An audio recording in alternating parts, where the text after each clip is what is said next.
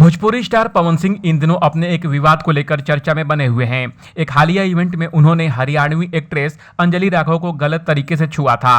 पवन सिंह का बिना अंजलि के परमिशन के उन्हें छूने से सोशल मीडिया पर हलचल मच गई थी, जिसके लिए न केवल पवन सिंह बल्कि अंजलि को भी ट्रोलिंग का सामना करना पड़ा था।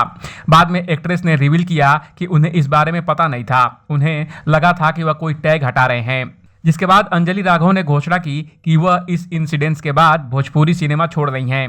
अब इसके ऐलान के बाद पवन सिंह ने पहली बार विवाद पर रिएक्शन दिया है। उन्होंने इंस्टाग्राम स्टोरी में लिखा, अंजलि जी, व्यस्त शेड्यूल के कारण मैं आपका लाइव नहीं देख पाया। मुझे जब इस बात की जानकारी हुई तो मुझे बुरा लगा। मेरा आपके प्रति कोई भी गलत इंटेंशन नहीं था, क्योंकि हम लोग कलाकार हैं। इसके बावजूद अगर आपको हमारे किसी भी व्यवहार से तकलीफ हुई हो तो उसके लिए मैं क्षमा प्रार्थी हूँ।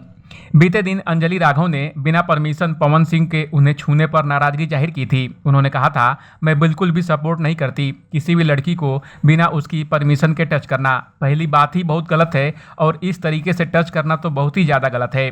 अगर यही चीज़ हरियाणा में होती तो मुझे जवाब देने की ज़रूरत नहीं पड़ती, यहाँ की पब्लिक अपने आप जवाब दे देती।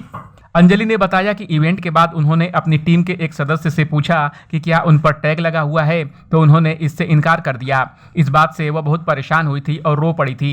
जब तक उन्हें इस चीज़ का एहसास होता, लोग उन्हें ही गलत मानने लगे।